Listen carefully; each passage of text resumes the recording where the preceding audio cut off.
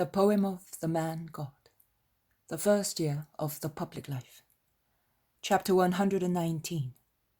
Jesus at the clear water. I am the Lord your God. 27th of February, 1945. Here he comes, many shout. Mercy, I am ashamed, says the guilty man who is about to run away. Where are you running, my son? Is there so much darkness in your heart that you hate the light to the extent of having to flee before it? Have you sinned so much as to be afraid of me, who am forgiveness? What sin can you have committed? Even if you have killed God, you should not be afraid, if you were truly repentant. Do not weep, or come, we will weep together. Jesus, who by lifting one hand had ordered the fleeing man to stop, now holds him tight to himself, and then turns to those who are waiting and says, just one moment, that I may comfort this heart, then I will come to you. And he walks beyond the house, and going round the corner, he knocks against the veiled woman who was standing there listening. Jesus stares at her for a moment. He walks 10 more steps and stops. What have you done, son? The man falls on his knees. He's about 50 years old. His face is ravaged by many passions and a secret torture. He stretches his arms and shouts, I killed my mother and brother to have all my father's heritage and enjoy it with women. I have had no more peace.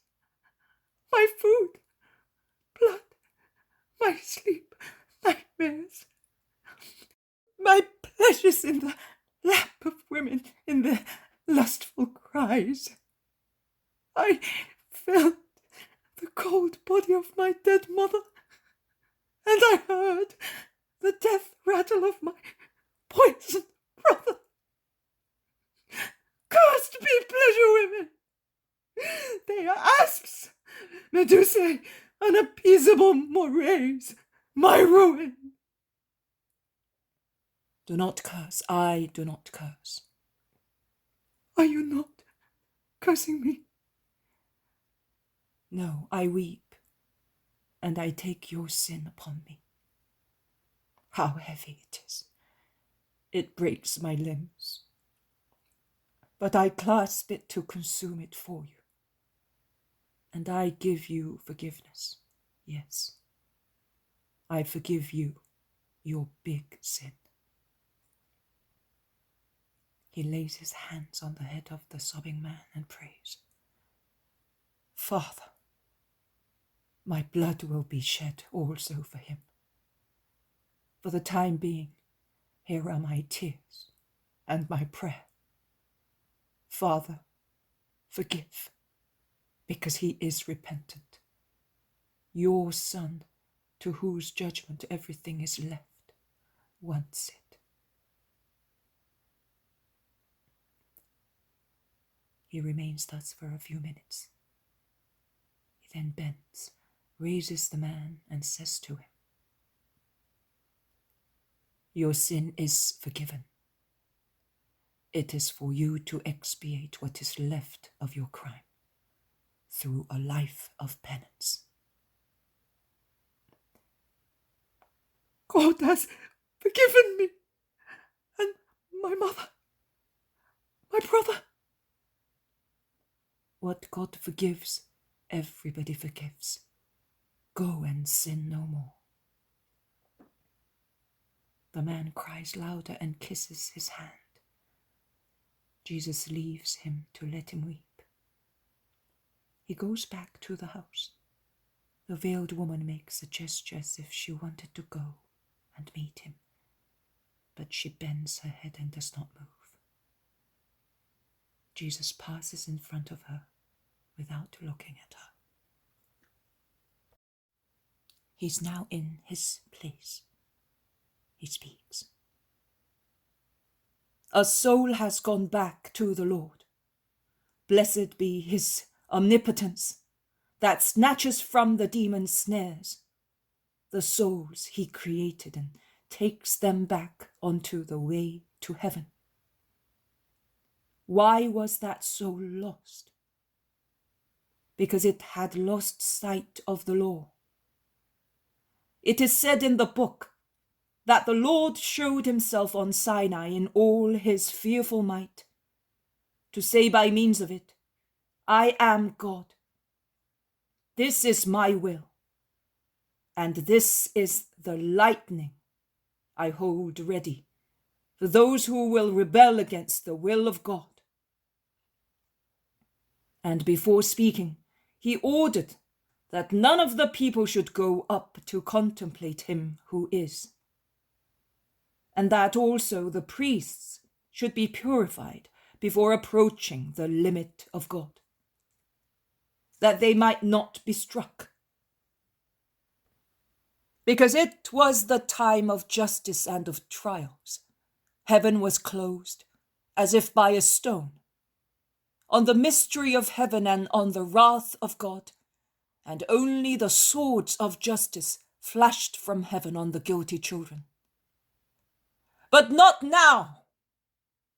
Now the just man has come to consume all justice, and the time has come when, without lightning and without limitations, the word of God speaks to man to give him grace and life. The first word of the Father and Lord is this: I am the Lord your God. There is not one instant of the day in which this word is not uttered by the voice of God and is not written by his finger. Where? Everywhere. It is repeated continuously by everything. By grass and stars, by water and fire, by wool and food, by light and darkness, by health and illness, by wealth and poverty. Everything says, I am the Lord. You received that from me. One thought of mine gives it to you.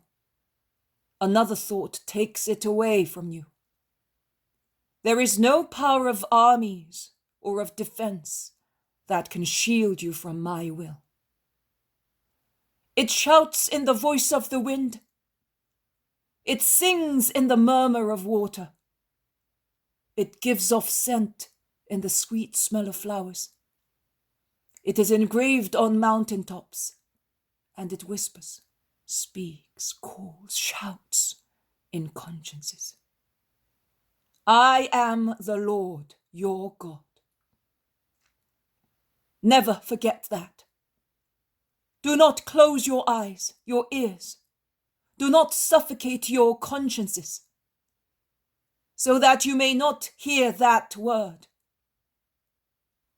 In any case, it stands, and the moment will come when it will be written by the fiery finger of God on the walls of banqueting halls, or on the waves of rough seas, on the smiling lips of a child, or on the parlor of a dying old man, on a sweet-smelling rose, or on a fetid sepulchre.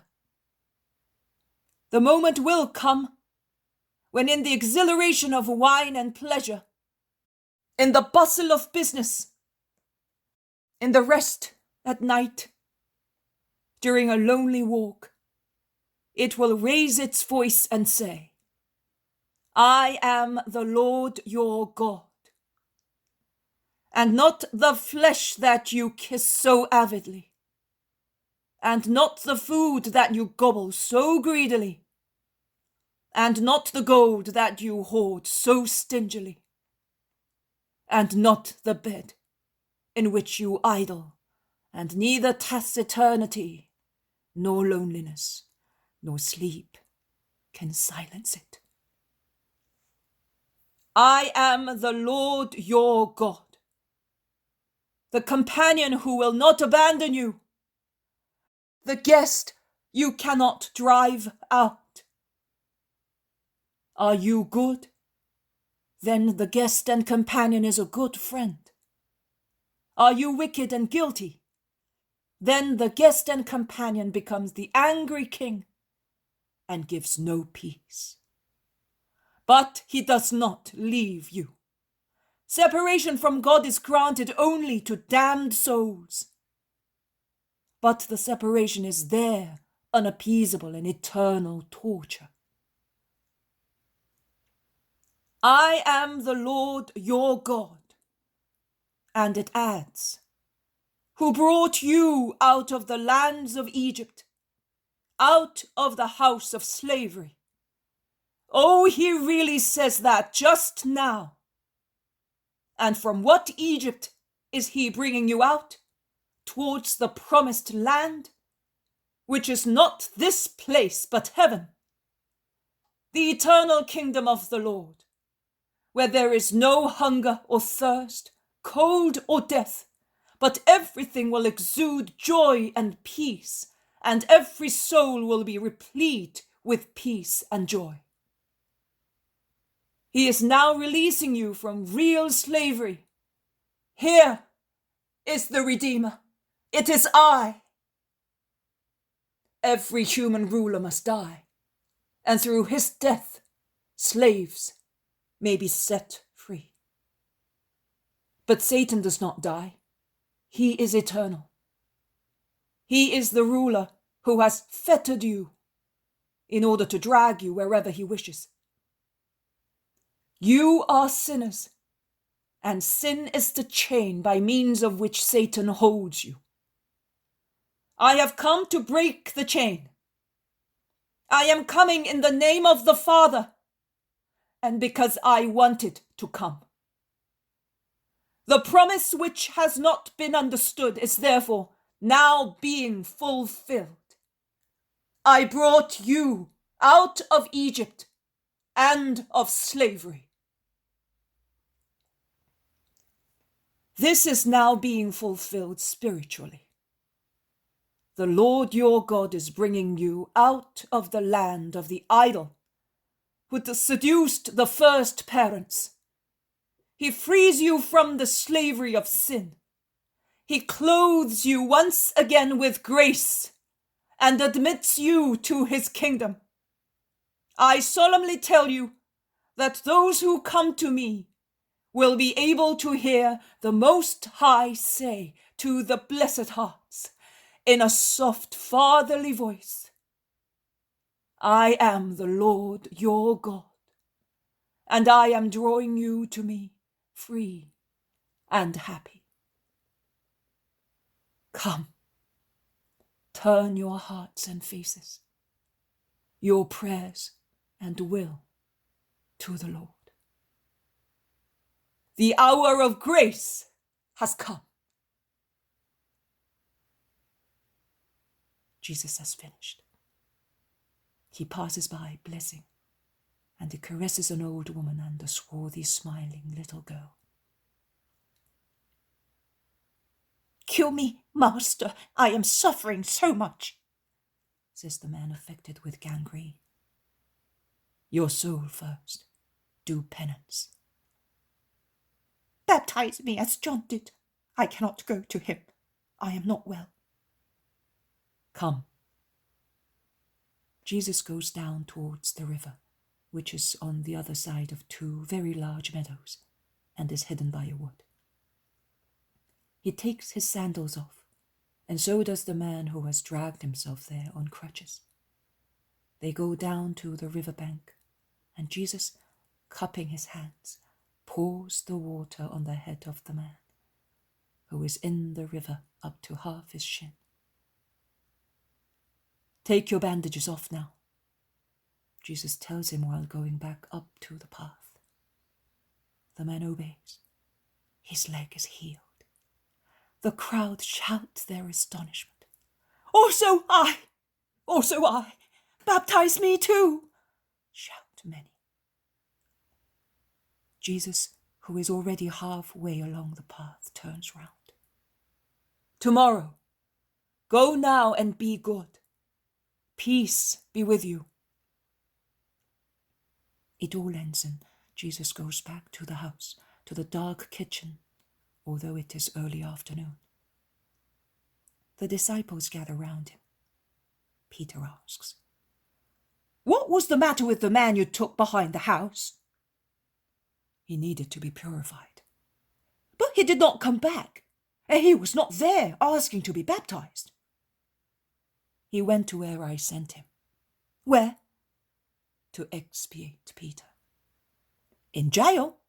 "No, to do penance for the rest of his life." "Does one not get purified by water?"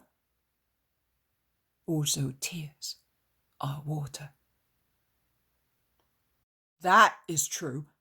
Now that you have worked a miracle, I wonder how many people will come. They were already twice as many today." "Yes, if I had to do everything, I would not be able to. You will baptize. At first 1 at a time, then 2, 3, then many. And I will preach and cure the sick people and the guilty ones." "Are we to baptize? Oh, I am not worthy. Dispense me, Lord, from that mission. I need to be baptized." Peter is on his knees imploring. But Jesus bends down and says, "You will be the very first one to baptize, as from tomorrow." "No, Lord, how can I do that if I am blacker than that chimney?"